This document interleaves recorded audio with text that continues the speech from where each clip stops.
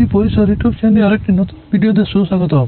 বন্ধুরা ভালো আছেন? আজ আবার একটি নতুন ভিডিও নিয়ে এসেছি। বসন্ত আসতে নিম বেগুন জানুন কারা খেলে হিতে বিপরীত। নিম গাছ এমন একটি গাছ যার পাতা, বীজ এবং কাণ্ড সবই শরীরের জন্য ওষুধের মতো কাজ করে। নিমের ডাল মুখের স্বাস্থ্যের জন্য ভালো, পাতা দিয়ে স্নান করলে সারা শরীর উপকার করে এবং বীজ থেকে অনেক কিছু তৈরি হয় যা আমাদের স্বাস্থ্য ভালো রাখে। নিম পাতা চিবানো তেত হলেও আমাদের শরীরে অনেক উপকার করে। বসন্ত এলে বাড়ি বাড়িতে নিম বেগুন রাঁধা শুরু হয়। বসন্ত এলে বাড়ি বাড়িতে নিম বেগুন এটি খুব স্বাদে ভরপুর। বসন্তকালে হাম, পক্স, হারপিস ও অন্যান্য সংক্রামক অসুখ রুখতে নিয়মিত নিম পাতা খাওয়া উচিত। এই ঋতুতে নিম পাতা অমৃত ওষুধ। আগে জেনে নিন নিম পাতার কী কী গুণ। নিম পাতার উপস্থিতি অ্যান্টিব্যাকটেরিয়াল গুণাবলী শরীরকে বাইরে ব্যাকটেরিয়া থেকে রক্ষা করে।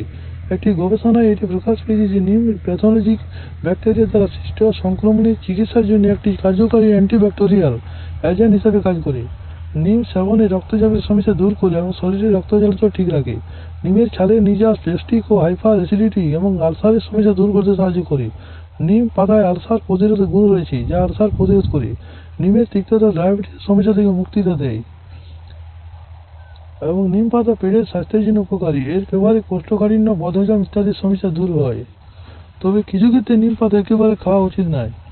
নিম গর্ভনিরোধক হিসাবে ব্যবহৃত হয়। এটি একটি গবেষণায় প্রকাশিত হয়েছে যে একটি শুক্রাণু বিস্তারকে 0.05 থেকে 1% পর্যন্ত কমাতে পারে। এতে উপস্থিত ইমিউনি মডুলেশন কোষ এবং ম্যাক্রোফেজগুলিকে পুনরুজ্জীবিত করে যা গর্ভপাতের সমস্যা ঘটাতে পারে।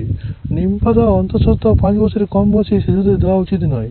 এছাড়াও নিম পাতার রয়েছে অনেক স্বাস্থ্য উপকারিতা, তবে এর অর্থ এই নয় যে আপনি এটি অতিরিক্ত পরিমাণে গ্রহণ করবেন।